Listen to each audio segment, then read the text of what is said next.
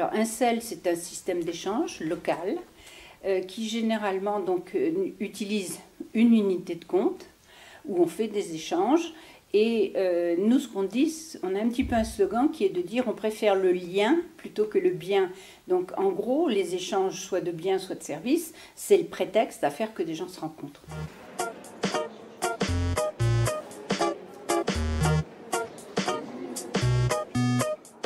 Dans les échanges qui avaient lieu à la campagne, historiquement, c'était du troc. Et c'était de gré à gré entre deux personnes.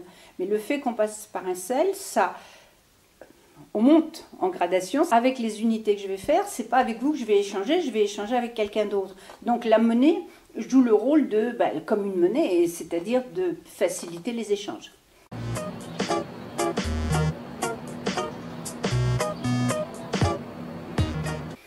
Les CEL ont été démarrés dans l'Ariège en 1992 et il y a autant de monnaies que de CEL. Et il y a à peu près 450 CEL en France. Depuis 1992, ça marche, on n'est plus un projet, on est une démarche, peut-être.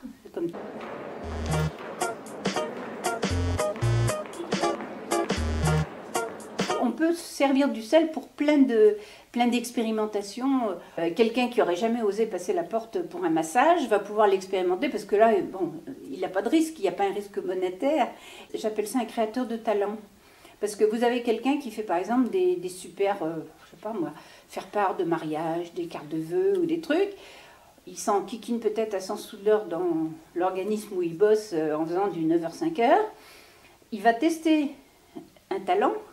Et à la limite, si ça a du succès au sein du CEL, c'est presque son étude de marché pour démarrer une activité et quitter son saccage et son boulot qui ne lui plaît pas.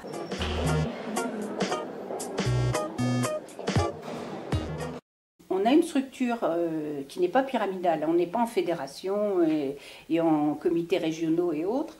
On a CELIDER qui est plus une espèce d'agence de communication qu'on s'est mis entre nous, où on a édité les CEL mode d'emploi, où on met à jour le site, où on fait un certain nombre de choses.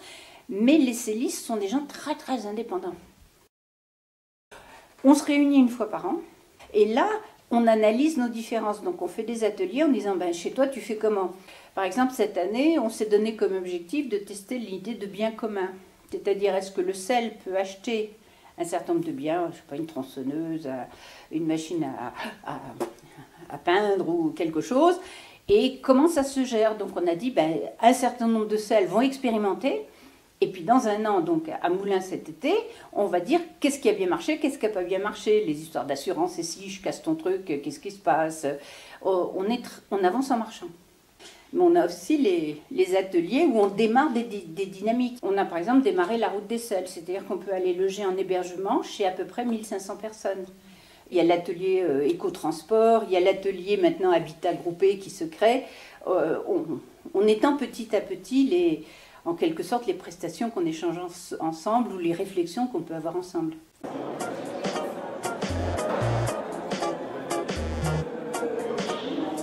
Ce qui est important, c'est que ça parte du citoyen. La ville de Parthenay s'était dit, c'est une solution pour les chômeurs. Donc la mairie a mis en place une salle, a donné des fonctionnaires, a ouvert de 9h à 5h. Bon, ça n'a pas marché. C'était institutionnel, c'était pas partie de la base. C'est comme les agendas 21, c'est comme le développement durable. C'est pas quelque chose qui se décrète, ça se ressent, ça se vit. Ce qui est génial, c'est ce que moi j'appelle la biodiversité. C'est un peu comme dans la nature. C'est le fait que plus on est différent, plus le CEL marche. Et je pense que c'est ça qui est innovant dans le CEL.